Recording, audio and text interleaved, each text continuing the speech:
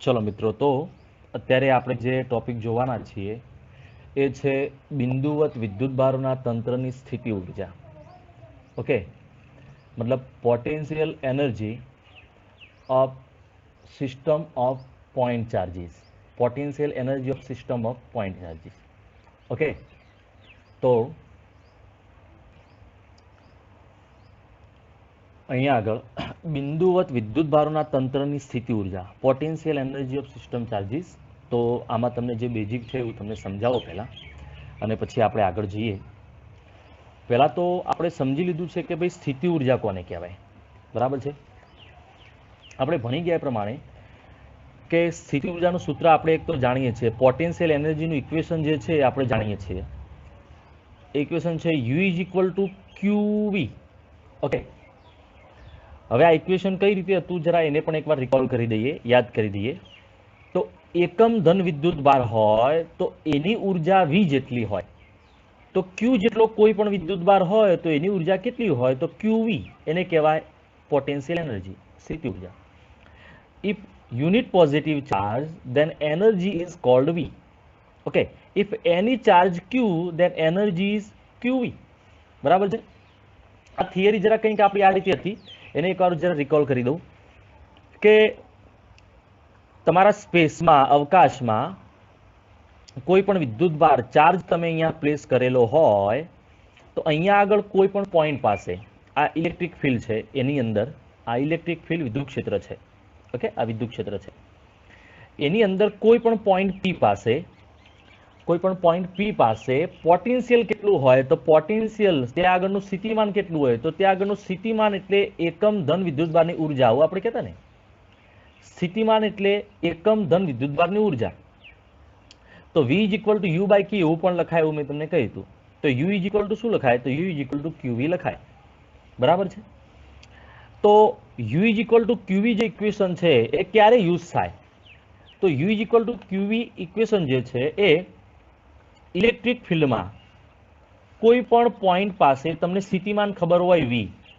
Okay, કોઈ પણ point પાસે તમને પોટેન્શિયલ ખબર હોય v, તો ત્યાં આગળ કોઈ પણ ચાર્જ, કોઈ પણ વિદ્યુતભારની ઉર્જા કેટલી થાય, QV. u is equal to QV.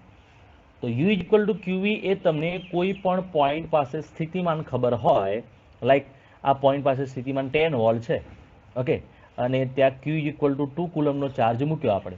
Okay, તો એનર્જી કેટલી થઈ જાય, u is equal to QV 2 into 10 એટલે કેટલી થઈ જાય, 20 જૂલ. તો એ યુઝ કરી શકાય. હવે આપણું જે ટાઇટલ છે ને એ શું છે, બિંદુવત વિદ્યુતભારોના. બિંદુવત વિદ્યુતભારોના મતલબ અલગ અલગ વિદ્યુતભારો આપેલા છે, Q1, Q2, Q3, Q4. there are many charges in the space. અને એની જે સિસ્ટમ છે, એનું જે તંત્ર છે, એની ઉર્જા ગણવી છે તો કઈ રીતે ગણવાની. ઓકે, ચલો તો હું તમને અહીંયા સમજાવવાનો પ્રયત્ન કરું છું. તો ફ્રેન્ડ્સ, માની લો કે આ અવકાશ છે, ત્યાં આગળ શરૂઆતમાં કોઈ વિદ્યુતભાર છે નહીં, કોઈ ચાર્જ છે નહીં સ્પેસમાં. અને કોઈ ચાર્જને અહીંયા હું લાવું કોઈ જગ્યાએથી, માની લો કે અહીંયા હું Q1 ચાર્જને મૂક્યો, તો એને મૂકવા માટે ત્યાં મારે કોઈ વર્ક ડન નહીં કરવું પડે, કોઈ કાર્ય નહીં કરવું પડે. કેમ? કારણ કે એકલો જ છે, એને કોઈ બીજાનો ફોર્સ લાગતો નથી, કોઈનું બીજાનું બળ લાગતું નથી. એટલે મારે ત્યાં મૂકવા માટે કોઈ વર્ક ડન કરવું નહીં પડે, એને ગમે ત્યાં ખસેડી શકાય કારણ કે એકલો છે. બરાબર. ચલો, મેં અહીંયા આગળ જે વિદ્યુતભાર મૂક્યો એને કારણે અહીંયા આગળ કોઈ ડિસ્ટન્સ માની લો કે છે, અહીંયા ડિસ્ટન્સ r. આ પોઈન્ટ છે 1 અને આ પોઈન્ટ છે માની લો કે 2. ઓકે, તો આ ડિસ્ટન્સનું નામ આપી દો r12, એટલે કે 1 અને 2 વચ્ચેનું ડિસ્ટન્સ. તો અહીંયા આગળનો જે પોઈન્ટ છે 2, ત્યાં આગળનું સ્થિતિમાન કેટલું હશે, તો ત્યાં આગળનું સ્થિતિમાન v ઇઝ ઇક્વલ ટુ કે ક્યુ બાય આર. ઇક્વેશન પ્રમાણે ગણવા જાઓ તો કે Q1 બાય R12 આવું થાય. કારણ કે R12 અંતર છે, કોના કારણે સ્થિતિમાન ત્યાં શોધવાનું, પોટેન્શિયલ શોધવાનું, તો Q1 ના કારણે અહીંયા પોટેન્શિયલ ફાઇન્ડ કરવાનું, તો કે Q1 બાય R12 થાય. ઓકે, આ કોનું પોટેન્શિયલ છે, તો આ Q1 નું છે ને, એટલે એનું લખી દો V1. બરાબર. એ રીતે ગમે તે બિંદુ પાસે શોધી શકાય, દૂર નજીક ગમે ત્યાં. હવે ઇમેજાઇન કરો કે ઇન્ફિનિટી આગળ કોઈ Q2 ચાર્જ છે. ઓકે, એ ઇન્ફિનિટી આગળ છે, અનંત અંતરે છે, એટલે એના ઉપર કોઈ બળ લાગતું નહીં હોય, કોઈ ફોર્સ એના ઉપર લાગતો નહીં હોય, એક્ટ થતો નહીં હોય, એટલે એની એનર્જી આર 0 છે. પણ હવે એને હું ખસેડીને અહીંયા આગળ લાવું તો મારે શું કરવું પડશે? વર્ક ડન કરવું પડશે. કેમ? કારણ કે આ જે ચાર્જ છે એના ઉપર રિપલ્સિવ ફોર્સ લગાવશે, મતલબ કે અપાકર્ષી બળ લગાડશે. એટલે આપણે એને ખસેડીને અહીંયા લાવવા માટે એ વર્ક ડન કરવું પડે. લાઈક તો એ Q2 જે છે એને ખસેડીને 2 આગળ લાવું તો મારે વર્ક ડન કરવું પડે, એના ઉપર કાર્ય કરવું પડે, અને એ કાર્ય એના અંદર સ્થિતિ ઉર્જા સ્વરૂપે સંગ્રહિત થાય. તો એ જે વર્ક ડન છે એના અંદર પોટેન્શિયલ એનર્જી સ્વરૂપે સ્ટોર થાય. તો અહીંયા આગળ જે છે Q2 એને હું ડ્રેગ કરીને અહીંયા આગળ લાવું. ચલો Q2 મેં અહીંયા લાવી દીધો, Q2. ઓકે, તો અહીંયા આગળ લાવું તો મારે એના ઉપર જે વર્ક ડન કરવું પડે એ એનર્જી સ્વરૂપે સ્ટોર થાય. તો વર્ક ડન એ એની પોટેન્શિયલ એનર્જી સ્થિતિ ઉર્જા સ્વરૂપે સ્ટોર થાય. એ એનર્જી કેટલી થાય? તો QV જેટલી થાય. ઓકે, તો અહીંયા આગળ કયા ચાર્જને, કયા વિદ્યુતભારને ખસેડીને તમે લાયા? તો Q2 ને લાવ્યા. તો એકચ્યુઅલી આ લખવું પડે Q2V, રાઈટ. બીજું કે કયા એ જે તમે પોઈન્ટ પાસે લાયા ત્યાં આગળ પોટેન્શિયલ કેટલું હતું? તો V1 હતું. તો V1 એકચ્યુઅલી આવું થાય. સમજી લો, તમે જે ચાર્જને અહીંયા ખસેડીને લાયા એ કયો ચાર્જ હતો? તો Q2 હતો. ઓકે, બરાબર છે. જે બિંદુ આગળ લાવ્યા, જે પોઈન્ટ પાસે લાવ્યા તે આગળ ઓલરેડી પોટેન્શિયલ કેટલું હતું? V1 હતું. તો એની એનર્જી Q2 V1 પ્રમાણે ગણવી પડે. આને આગળ લખો તો આવું લખાય, Q2 V1 એટલે K Q1 બાય R12. તે આગળનું જે પોટેન્શિયલ ઇક્વેશન હતું એટલે. તો આખું ઇક્વેશન આવું થઈ જાય, U is equal to K Q1 Q2 by R12. આ થઈ ગઈ બે જે આપણા ચાર્જ છે, આ જે બે આપણા વિદ્યુતભારો છે એમની સ્થિતિ ઉર્જા, એમના તંત્રની સ્થિતિ ઉર્જા. This is called the potential energy of the system of charges Q1 and Q2. This is called a potential energy of this system. બહુ સિમ્પલ થઈ ગયું. તો આ 1 અને 2 ની એનર્જી થઈ ગઈ. બરાબર, બહુ સિમ્પલ ઇક્વેશન. હવે જનરલી લખવું હોય તો U is equal to K Q1 Q2 by R. આ એનું ઇક્વેશન થઈ ગયું. ઓકે, વ્યાપક ઇક્વેશન. આ તમારે યાદ રાખવાનું છે ખાસ. Okay, general equation. તો સિમ્પલી કોઈ પણ બે તમને ચાર્જ આપેલા હોય તો એમની પોટેન્શિયલ એનર્જી કેટલી થાય? K Q1 Q2 by R. Simple. Okay, તમે ઉતાવળમાં K Q1 Q2 by R square ના બોલી જતા, કારણ કે તો ફોર્સ થઈ જાય, બળ થઈ જાય. ઓકે, તો અહીંયા જે એનર્જી છે, પોટેન્શિયલ એનર્જી સ્થિતિ ઉર્જા K Q1 Q2 by R થશે. ખ્યાલ આવી ગયો? ચલો હવે એક સ્ટેપ આગળ જઈએ આપણે. આ તો 2 ની થઈ. હવે માની લો કે અહીંયા આગળ 3 હોય ચાર્જ, તો શું થાય? તો જુઓ,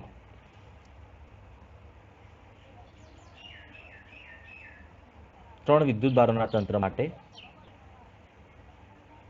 for the system of 3 charges. ચલો, 3 વિદ્યુતભારો હોય તો શું થાય?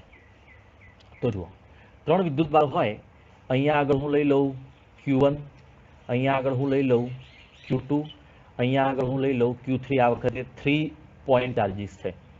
આ બંને વચ્ચેનું ડિસ્ટન્સ માની લો કે આપણે બાય ડિફોલ્ટ કહી દઈએ R12. આ બંને વચ્ચેનું ડિસ્ટન્સ, અંતર માની લો કે કહી દઈએ R23, અને આ બંને વચ્ચેનું ડિસ્ટન્સ માની લો કે કહી દઈએ R13.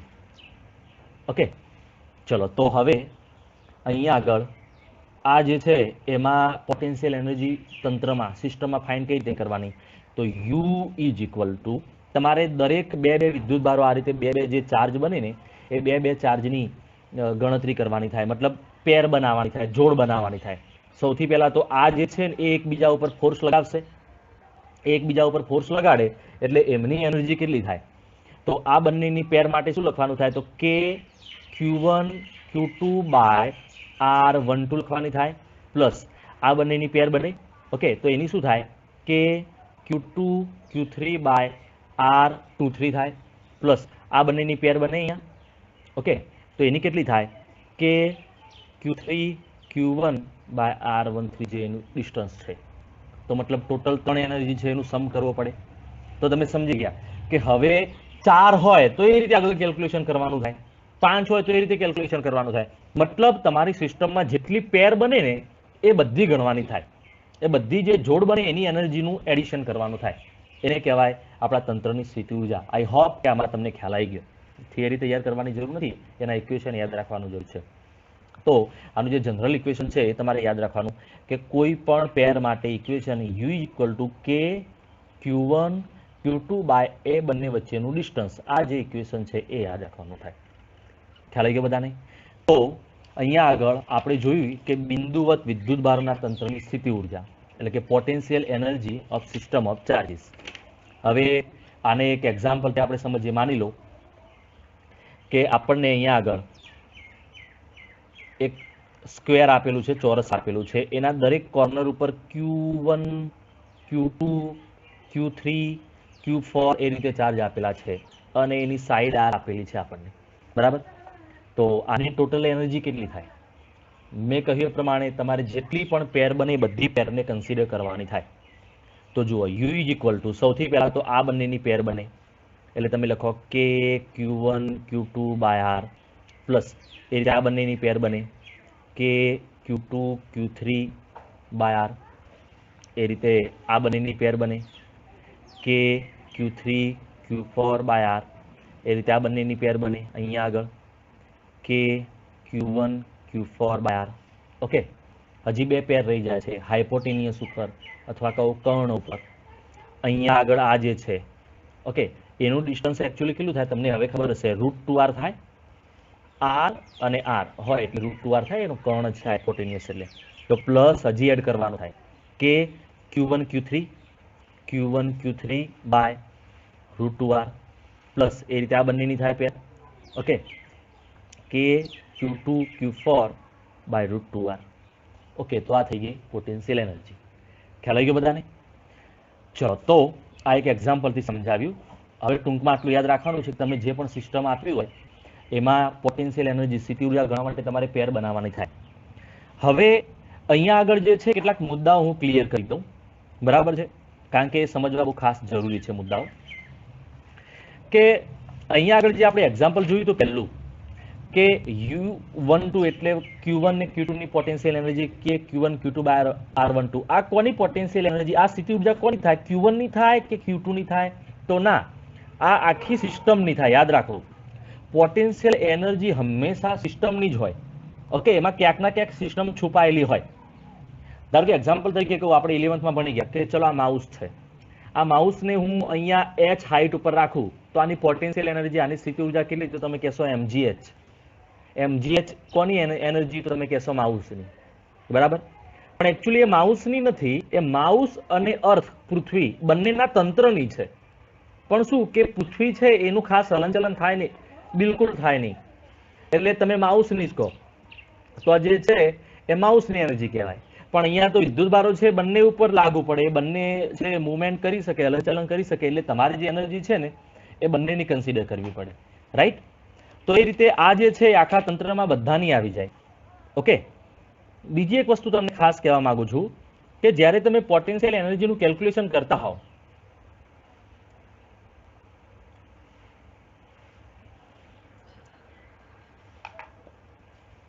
જ્યારે તમે પોટેન્શિયલ એનર્જીનું કેલ્ક્યુલેશન કરતા હોવ એ વખતે તમારે સાઇન વિદ્યુતભારની સંજ્ઞા ખાસ લેવાની થાય. You must have to take the sign along with the charge.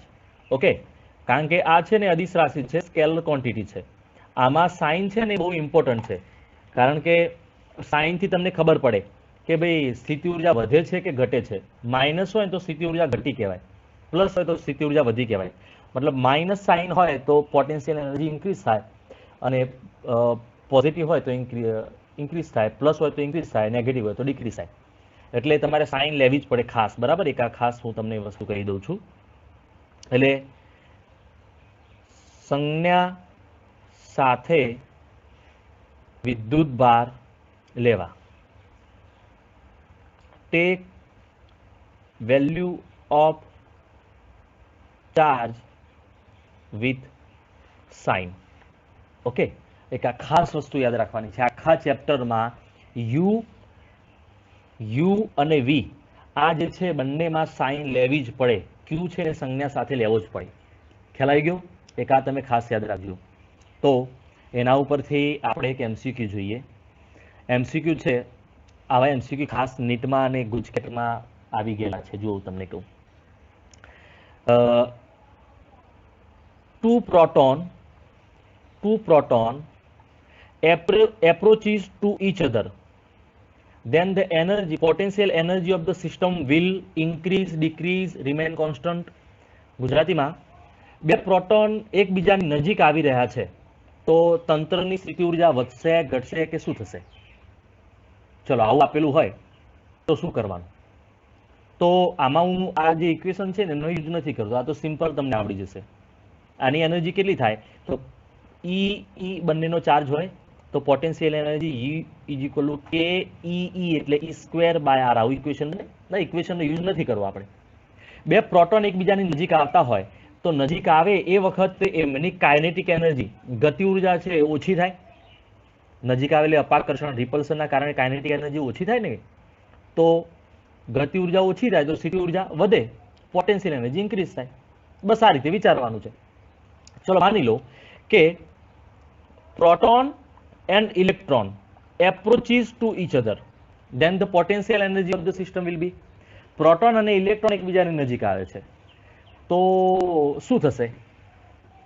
તો પ્રોટોન અને ઇલેક્ટ્રોન એકબીજા નજીક આવે તો એકબીજાનું એટ્રેક્શન થાય, આકર્ષણ થાય, તો એમની ગતિ ઉર્જા વધે, રાઈટ? એટ્રેક્ટ કરે એટલે ગતિ ઉર્જા વધે તો એમની પોટેન્શિયલ એનર્જી છે ડિક્રીઝ થાય. ખ્યાલ? આ રીતે વિચારવાનું છે. આવા એમસીક્યુ ખાસ આવશે. જરા આને હું આઈએફપી ટેગ મારી દઉં છું. આ ટાઈપના એમસીક્યુ છે આપણે ખાસ જોવાના છે. બરાબર છે મિત્રો? તો હવે પોટેન્શિયલ એનર્જી છે બે રીતે ગણાય. એનો મતલબ એવો થયો, જો તમને કોઈ પોઈન્ટ પાસેનું સ્થિતિમાન ખબર હોય, પોટેન્શિયલ ખબર હોય, તો potential energy U is equal two QV પ્રમાણે ગણવાની થાય. કોઈ પોઈન્ટ પાસેનું પોટેન્શિયલ સ્થિતિમાન ખબર હોય તો. બીજું, તમને બે ચાર્જ આપેલા હોય Q1 Q2, કોઈ પણ બે ચાર્જ આપેલો, પ્રોટોન ઇલેક્ટ્રોન એવું કંઈ આપેલું હોય કે આલ્ફા પાર્ટિકલ કે એવું કંઈ પણ આપેલું હોય, બે પાર્ટિકલ્સ છે, ચાર્જ પાર્ટિકલ, તો એમની પોટેન્શિયલ એનર્જી ગણવાની થાય U ઇઝ ઇક્વલ ટુ કે Q1 Q2 બાય એમના વચ્ચેનું રિસ્પેક્ટિવ, એમના વચ્ચેનું આનુષંગિક અંતર. આ બે ઇક્વેશન થાય આપણા, બરાબર, પોટેન્શિયલ એનર્જીના. ચલો તો હવે અહીંયા આગળ એક વસ્તુ તમે જરા ધ્યાન આપો. માની લો કે અહીંયા આગળ ઇલેક્ટ્રિક ફિલ્ડ E જેટલું X ડિરેક્શનમાં છે. અહીંયા આગળ ચાર્જ છે Q1 અને અહીંયા આગળ ચાર્જ છે Q2. ઓકે, આ ચાર્જ Q1 છે એ V1 પોટેન્શિયલ આગળ છે અને ચાર્જ Q2 છે V2 પોટેન્શિયલ આગળ છે, સ્થિતિમાન આગળ છે. ચાર્જ Q1 એ V1 સ્થિતિમાન આગળ છે, વિદ્યુતભાર Q2 એ V2 સ્થિતિમાન આગળ છે અને બંનેનું વચ્ચેનું અંતર x છે, ડિસ્ટન્સ. આના અંદર ટોટલ પોટેન્શિયલ એનર્જી ગણો એવું કીધું છે. ચલો કઈ રીતે ગણવાની? તો જુઓ, અહીંયા આગળ U ઇઝ ઇક્વલ ટુ, આના અંદર બધું આવી જશે. આ જે તમારો ચાર્જ છે વિદ્યુત ભાર એ V1 સ્થિતિમાન, V1 પોટેન્શિયલ આગળ છે, તો પહેલા તો એની એનર્જી થાય Q1 V1, આ રીતે ગણવાની થાય. આ જે વિદ્યુત ભાર ચાર્જ છે એ V2 પોટેન્શિયલ આગળ છે, તો એની એનર્જી ગણવાની થાય Q2 V2. ઓકે, ત્રીજી વાત, આ બંને એકબીજા ઉપર ફોર્સ લગાડે એટલે એની જોડણી ગણવાની થાય, તો એ થાય કે Q1 Q2 બાય એમના વચ્ચેનું ડિસ્ટન્સ x. ઓકે, તો બધી થાય. તો આના અંદર બધું આવી ગયું. તો જો QV પ્રમાણે ગણવાની હોય તો Q1 V1 Q2 V2 એ બંનેની, બંને ચાર્જની, અને બંને વચ્ચેનું ડિસ્ટન્સ છે x આપેલું હોય તો K Q1 Q2 by R. Okay, તો મિત્રો અહીંયા આગળ હું ટોપિક પૂરો કરું છું. મારો ટોપિક પૂરો થાય એમાં એક વસ્તુ એડ કરી દઉં છું કે અહીંયા આગળ મેં જ્યાં K લખ્યું તમે બુકમાં એને 1/4πε0 એપ્સાઇલોન નોટ આવું લખી શકો. ઓકે, પણ એ જે છે લાંબુ લખવું એના કરતાં હું Q લખી દઉં છું. બાકી તમે હંમેશા K ની જગ્યાએ 1/4πε0 થિયરીમાં લખી શકો. It will look like great. બરાબર છે મિત્રો? ચલો તો અહીંયા આગળ સ્થિતિ ઉર્જાનો એક ટોપિક પૂરો થયો. ચલો મિત્રો, હવે હું અહીંયા આગળ તમને એક એક્ઝામ્પલ આપું છું. ચલો એક્ઝામ્પલ જુઓ ધ્યાનથી. આ એક્ઝામ્પલમાં કીધું છે કે અહીંયા આગળ એક ક્યુબોઇડ છે, ક્યુબ છે, એના દરેક કોર્નર ઉપર સમઘન છે, એના દરેક ખૂણા ઉપર કોર્નર ઉપર QQ ચાર્જ છે. ઓકે, અને સેન્ટર આગળ -TQ ચાર્જ છે અહીંયા આગળ. બરાબર, આ જે સમઘન છે એની બાજુનું માપ A છે. બરાબર, તો આ આખી સિસ્ટમની પોટેન્શિયલ એનર્જી કેટલી થાય? ઓકે, અહીંયા ગુજરાતીમાં પણ આપેલું છે. આ જે છે એક્ઝામ્પલ, એ એક્ઝામ્પલ મેં તમને ગ્રુપમાં પીડીએફ મોકલાવી છે, એ પીડીએફના અંદર પેજ નંબર 58 ઉપર તમે જોશો, બરાબર. અને તમે બધા આને ચેક કરજો. હું અહીંયા સોલ્વ કરાવતો નથી, પણ તમને મેં શીખવાડી પ્રમાણે આવડે છે કે નહીં એ જરા જોજો. આમાં તમારે પેર બનાવવાની છે, જેટલી પણ પેર પોસિબલ બને એ બનાવવાની છે. ઓકે, આમાં તમને એટલું કહી દઉં કે અહીંયા આગળ આ જે નીચેનું સ્ક્વેર છે જુઓ, ABCD, એનો કર્ણ, એનો હાઇપોટેનિયસ અહીંયા બ્લુ લાઇન દર્શાવ્યો છે. ઓકે, એ ડિસ્ટન્સ છે ને √2a થઈ જાય. સાઈડ એ છે એટલે આ ડિસ્ટન્સ √2a થઈ જાય, રાઈટ. અને આ જે ગ્રેટ હાઇપોટેનિયસ છે, હા, સૌથી મોટો કર્ણ, એથી ચાલુ કરીને G સુધી, અહીંયા સામેના ખૂણા સુધી. ઓકે, એ જે છે એ કેટલો થાય એ આપણે કદાચ જોયું નહીં હોય, મે બી મેથ્સ વાળા લોકો જાણતા હશે. એ √3a થાય. ઓકે, આ જે ડિસ્ટન્સ છે ને A થી G, એ √3a થાય. એ જરા ખાસ યાદ રાખવાનું છે. અંદર કેલ્ક્યુલેશનમાં તમને આપેલું જ હશે √3a. ઓકે, એ જરા ધ્યાનમાં લઈને અહીંયા પોટેન્શિયલ એનર્જી કેટલી થાય એ જરા તમે શોધી લેજો, બરાબર છે. તો તમને મેં જે પીડીએફ પ્રોવાઈડ કરી છે ફ્રેન્ડ્સ, એ પીડીએફમાં આ જે આપેલું છે તમે બધા જોઈ લેજો.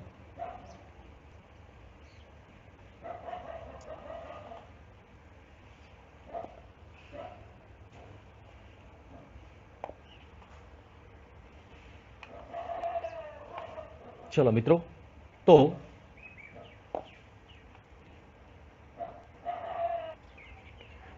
તો હવે આપણો જે નેક્સ્ટ ટોપિક છે, જે આપણે આઈએમપી થિયરી છે, I think most IMP theory હું એને કહીશ, એ જે છે એ બાહ્ય વિદ્યુત ક્ષેત્રમાં વિદ્યુત ડાયપોલની સ્થિતિ ઉર્જા. બાહ્ય વિદ્યુત ક્ષેત્રમાં વિદ્યુત ડાયપોલની સ્થિતિ ઉર્જા. આઈ થિંક આ જે છે ને એ આપણે લગભગ ચલાવી દીધેલું છે, પણ આપણે અહીંયા ફરીથી જોઈએ. The potential energy of electric dipole in external electric field. The potential energy of electric dipole in, હવે ડાયપોલની આપણે પોટેન્શિયલ એનર્જી અહીંયા ફાઇન્ડ કરવાના છીએ, બરાબર છે. તો હું અહીંયા આગળ જે ટોપિક છે એકવાર હું લખી દઉં કે વિદ્યુત ક્ષેત્રમાં ડાયપોલની સ્થિતિ ઉર્જા. ઓકે, બાહ્ય વિદ્યુત ક્ષેત્રમાં ડાયપોલની સ્થિતિ ઉર્જા. આ જે છે ને આપણે બે રીતે એકચ્યુઅલી જે છે એ જોઈ શકીએ. આ થિયરી છે આપણે બે રીતે જોઈ શકીએ.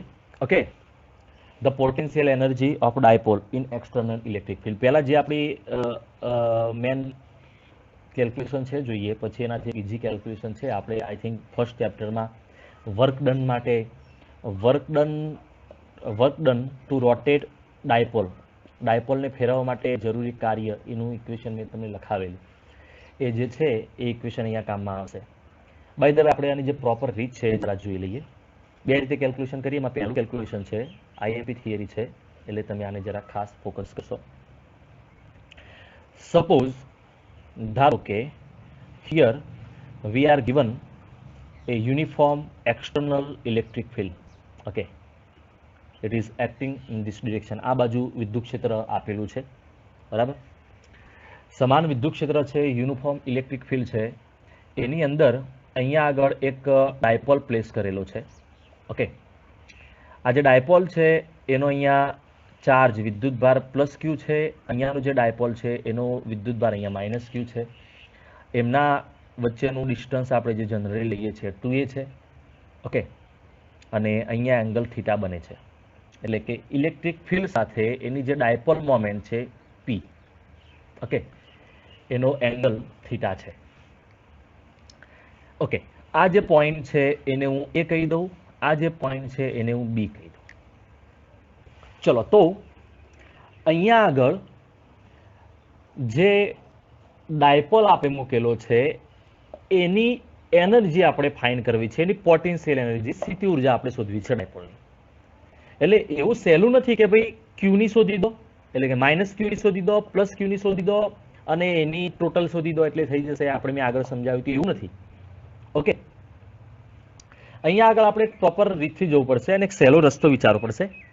કારણ કે ઇલેક્ટ્રિક ફિલ્ડની ડિરેક્શનમાં જાઓ ને તમે, અહીંયાથી આમ ઇલેક્ટ્રિક ફિલ્ડની ડિરેક્શનમાં જાઓ ને, તમે તમને શીખવાડ્યું હતું વિદ્યુત ક્ષેત્રની દિશામાં જાઓ તો સ્થિતિમાન ઘટે, એટલે આનું જે સ્થિતિમાન હોય એના કરતાં આનું જે સ્થિતિમાન છે ઓછું હોય, આનું અહીંયા આગળનું જે સ્થિતિમાન હોય ને એના કરતાં અહીંયા આગળનું સ્થિતિમાન ઓછું હોય.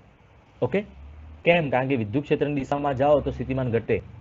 In the direction of the electric field potential decreases. Okay, towards the electric field.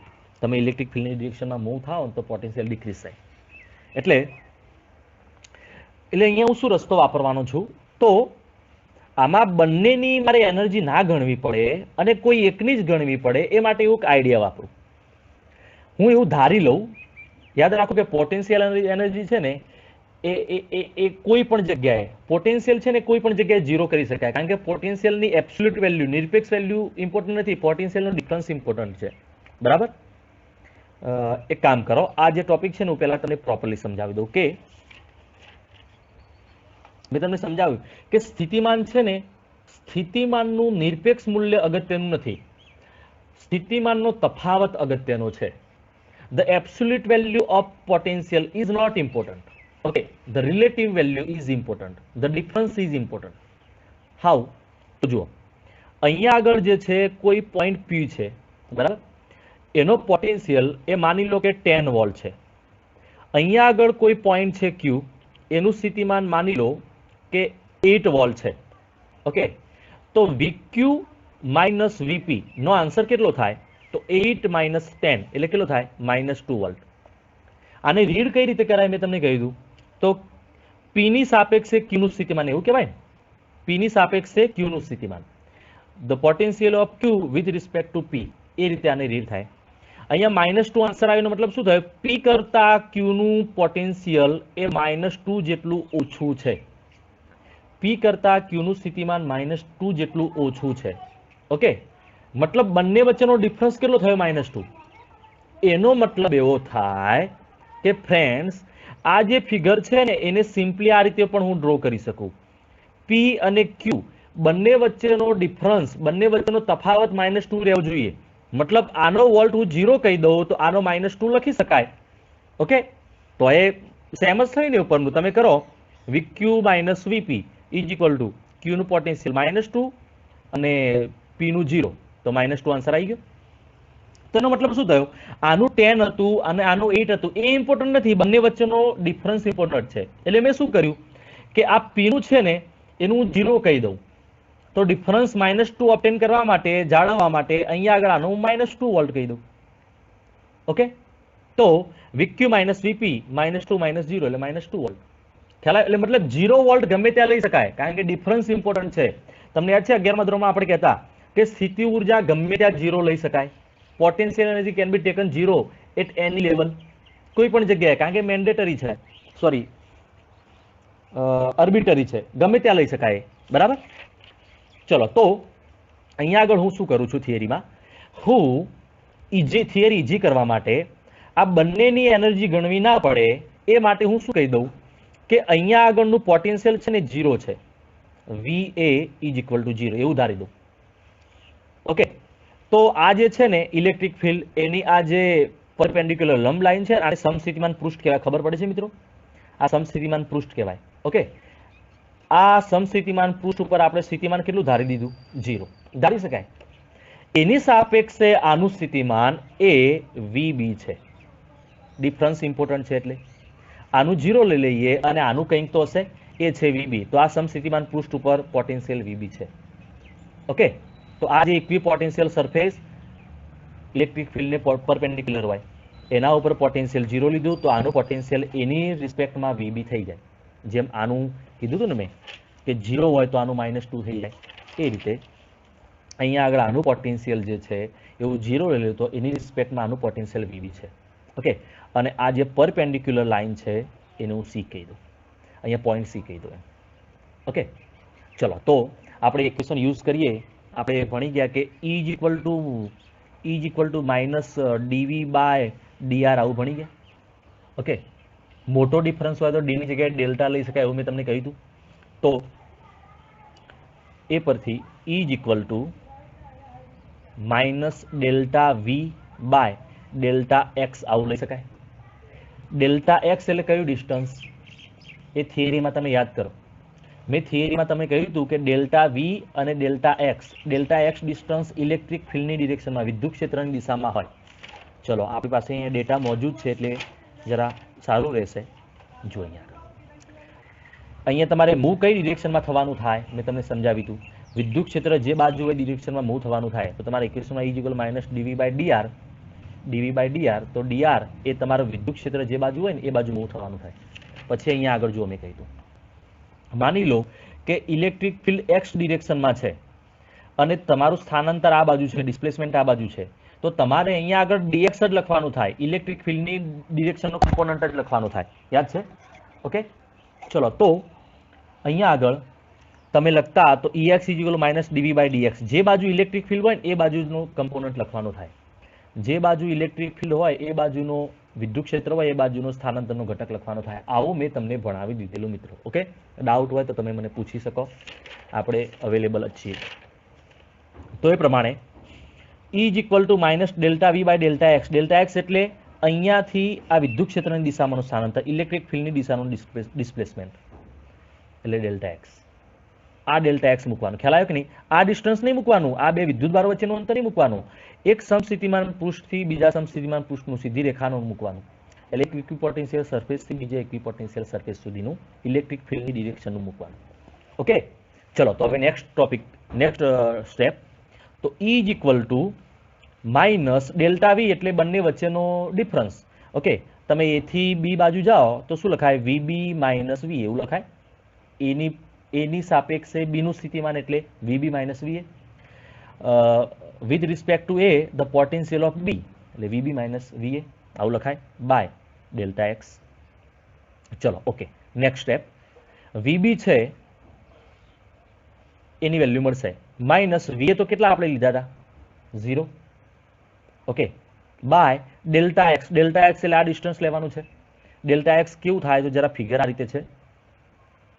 અહીંયા પોઈન્ટ છે A, અહીંયા આગળ પોઈન્ટ છે B, અહીંયા આગળ ડિસ્ટન્સ ΔX, આ ડિસ્ટન્સ 2A, અહીંયા થીટા એંગલ છે તો અહીંયા પણ થીટા એંગલ થઈ જાય, રાઈટ?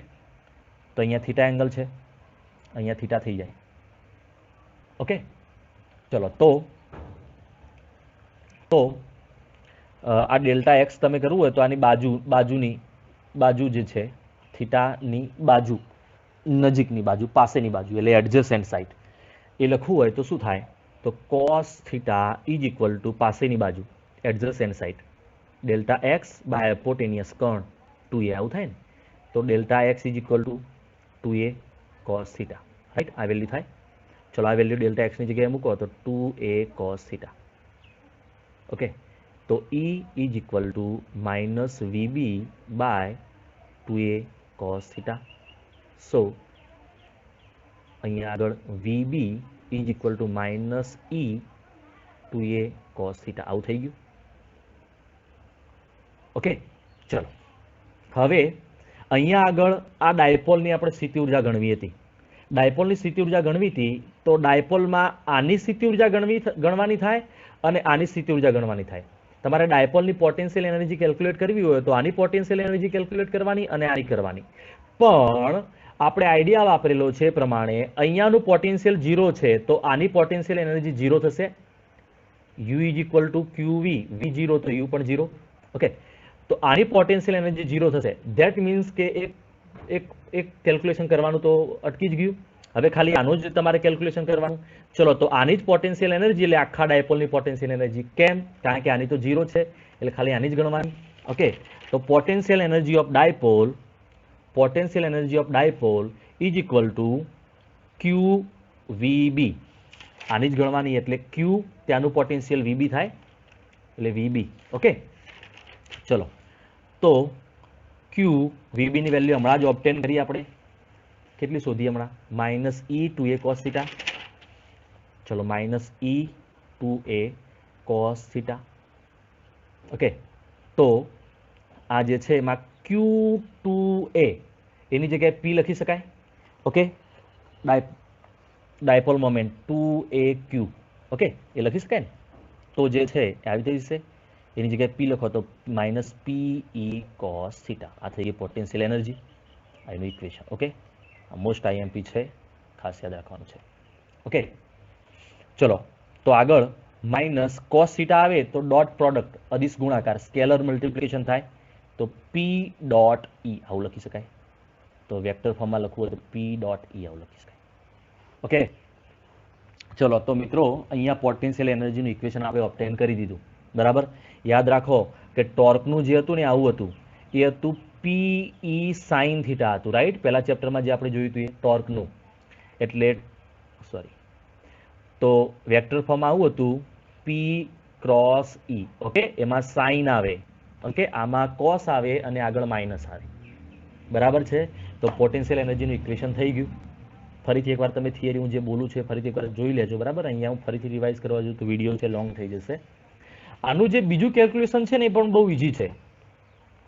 તો જુઓ, બીજું કેલ્ક્યુલેશન છે એ જરા આ બહુ સિમ્પલ છે, તમે એ પણ લખી શકો. અહીંયા આગળ ઇલેક્ટ્રિક ફિલ્ડમાં માની લો કે ડાયપોલ છે, આ રીતે મૂકેલો છે, માઇનસ ક્યુ પ્લસ ક્યુ. ઓકે, આ રીતે ડાયપોલ મૂકેલું છે ઇલેક્ટ્રિક ફિલ્ડમાં. એનો હાલ એંગલ છે θ1 છે. એને θ1 થી θ2 તમે રોટેટ કરો આ રીતે. ડાયપોલને θ1 થી θ2 આમ રોટેટ કરો તો તમારે વર્ક ડન કરવું પડે. ડાયપોલને ફેરવવું હોય તો વર્ક ડન કરવું પડે, રાઈટ. એ તો આપણે પહેલા ચેપ્ટરમાં ભણી ગયા ને, ટોર્ક લાગે એટલે. એટલે આ ડાયપોલ છે ને આમ ફેરવવું હોય તો વર્ક ડન કરવું પડે. તમે છોડી દો ને તો આપોઆપ આ રીતે ગોઠવાઈ જાય. એટલે આમ ફેરવવું હોય તો વર્ક ડન કરવું પડે. એ વર્ક ડન કાર્ય કરવું પડે. એ કાર્ય એના અંદર સ્થિતિ ઉર્જા સ્વરૂપે સંગ્રહિત થાય, એના અંદર પોટેન્શિયલ એનર્જી સ્વરૂપે સ્ટોર થાય. તો પોટેન્શિયલ એનર્જી એટલે વર્ક ડન. વર્ક ડન એટલે તમારું 11th નું ઇક્વેશન યાદ છે, ઇન્ટિગ્રેશન ટાઉ ડી થીટા. આપણું W is equal to integration F D X, એના ઉપરથી લખાય. રોટેશનલ કાઇનેમેટિક્સ, ચાક ગતિ હોય તો એફની જગ્યાએ ટાઉ, ડીએક્સની જગ્યાએ ડી થીટા. ઓકે, આની અંદર તમે વેલ્યુ મૂકી દો. ટાઉ એટલે શું મુકાય? P sine theta. ચલો તો ટાઉની જગ્યાએ P E sine theta D theta. હાલ હું અહીંયા લિમિટ મૂકતો નથી, બરાબર. આમ તો લિમિટ θ1 ટુ θ2 એવી મૂકવી પડે. તો પી ઈ કોન્સ્ટન્ટ છે તો integration sine theta D theta. Okay, તો પી ઈ સાઇન થીટાનું integration minus cos theta. Okay, તો minus P E cos theta. તો આ ઇઝી થઈ ગયું. તો આ રીતે પણ ઓબ્ટેન કરી શકાય. બરાબર છે. આ જે છે એ આપણે એકચ્યુઅલી 5th ચેપ્ટરમાં મેગ્નેટિક્સ ને મેટર્સમાં આને યુઝ કરવાના છીએ. બરાબર. આને 5th ચેપ્ટરમાં યુઝ કરવાના છીએ અને ફર્સ્ટ ચેપ્ટરમાં આપણે ભણી ગયેલા છે. આ જુઓ તમે, અહીંયા તમે લિમિટ મૂકી હોય ને θ1 ટુ θ2 તો આવું થઈ જાય equation, minus P E cos θ2 minus cos θ1. યાદ છે? આ કદાચ તમારા ક્લાસમાં મેં લખાવ્યું હોય તો ફર્સ્ટ ચેપ્ટરમાં આપણે ઓબ્ટેન કરેલું. તો આ પણ એક બીજી મેથડ થઈ ગઈ. બરાબર. આ પણ સિમ્પલ છે. આના કેટલાક ઇમ્પોર્ટન્ટ ટોપિક છે જે મેન પોઈન્ટ્સ ટુ પોન્ડર, યાદ રાખવાના મુદ્દા છે, એવું તમને કહી દઉં. તો આ રીતે ઇલેક્ટ્રિક ફિલ્ડ હોય, ઓકે, એમાં ડાયપોલ જે છે તમે છોડી દો તો પ્લસ આ બાજુ અને માઇનસ આ બાજુ આ રીતે ગોઠવાયેલો હોય, કારણ કે પ્લસને ક્યુ જેટલું ફોર્સ આ બાજુ લાગે અને માઇનસ ક્યુ જેટલું ફોર્સ આ બાજુ લાગે. બરાબર. તો આ રીતે જ્યારે હોય એ વખતે એંગલ કેટલો થયો? તો ડાયપોલ મોમેન્ટ પી અને ઈ વચ્ચેનો એંગલ છે 0 થયો. તો potential energy you is equal two minus P E cos 0, એટલે કેટલી થાય? માઇનસ પીઈ, આટલી થાય. ઓકે, ચલો આને કોઈ થીટા એંગલે મૂકો તો માઇનસ પી કોસ થીટા. બરાબર. આને આખો ઉલટો કરી દો, આખો ડાયપોલ ઉલટો થઈ જાય. મતલબ ડાયપોલ છે એ માની લો કે આ રીતે થઈ જાય, પ્લસ છે આ બાજુ અને માઇનસ આ બાજુ. તો જે છે ઇલેક્ટ્રિક ફિલ્ડ અને ડાયપોલ મોમેન્ટ બંને વચ્ચેનો એંગલ 180 ડિગ્રી થઈ જાય. આખો એને તમે ઓપોઝિટમાં ગોઠવી દો, પી ને ઈના ઓપોઝિટમાં. તો રિવર્સમાં ગોઠવી દો તો potential energy minus P E cos 180. 180 એટલે માઇનસ 1, તો પીઈ થઈ જશે. ઓકે, ચલો તમે ડાયપોલને છે એ ઇલેક્ટ્રિક ફિલ્ડને આ રીતે પરપેન્ડિક્યુલર આ રીતે ગોઠવી દો તો એંગલ કેટલો થઈ જાય? 90 થઈ જાય. તો you is equal two minus P E cos 90, એટલે કેટલી થઈ જશે? 0. ઓકે, આ ત્રણ કેસ જે છે એમાં સૌથી ઓછી the smallest amount of potential energy કયા કેસમાં હશે? ઓકે, સૌથી લીસ્ટ અમાઉન્ટ કયા કેસમાં હશે? તો આ જે છે કેસમાં સૌથી ઓછી હોય, કારણ કે -p એ સૌથી ઓછી વેલ્યુ કહેવાય, એના પછી આમાં અને સૌથી વધારે આમાં. ઓકે, આ કેસમાં.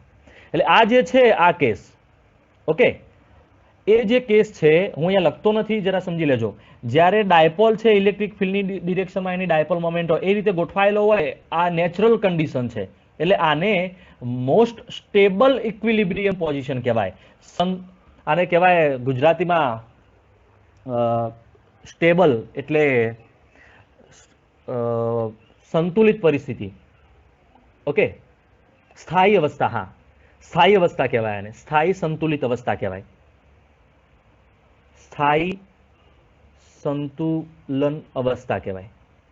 ઓકે, અંગ્રેજીમાં એને કહેવાય સ્ટેબલ ઇક્વિલિબ્રિયમ. ઓકે, આ જે છે એમાં કેવું છે કે ડાયપોલ જે છે ને એની નેચરલ પોઝિશન કરતા ઉલટો છે, રાઈટ? આ રીતે ઉલટો છે. એટલે તમે આ રીતે થોડું ફોર્સ આપો તો ફરીને પાછું સીધો થઈ જાય. ઓકે, એટલે આ જે છે એ અસ્થાયી સંતુલન અવસ્થા કહેવાય. ઓકે, મતલબ અનસ્ટેબલ ઇક્વિલિબ્રિયમ પોઝિશન. ઓકે, આમાં ચાન્સ મળે તો એ ફરી જાય. ઓકે, તો એક આ ખાસ યાદ રાખવાનું છે કે ડાયપોલ મોમેન્ટ અને ઇલેક્ટ્રિક ફિલ્ડ બંને એક જ ડિરેક્શનમાં હોય તો સ્ટેબલ ઇક્વિલિબ્રિયમ કહેવાય. ઇલેક્ટ્રિક ફિલ્ડ, વિદ્યુત ક્ષેત્ર અને ડાયપોલ મોમેન્ટ ઓપોઝિટ ડિરેક્શનમાં હોય તો અનસ્ટેબલ ઇક્વિલિબ્રિયમ કહેવાય. બરાબર છે મિત્રો? અને યાદ રાખો કે ડાયપોલને તમારે કોઈ એંગલે ગોઠવવો હોય તો એના માટે હંમેશા વર્ક ડન કરવું પડે. એ વર્ક ડન પોટેન્શિયલ એનર્જીમાં સ્ટોર થાય. ઓકે, ચલો બાકીનો ભાગ છે બીજા વિડીયોમાં જોઈશું.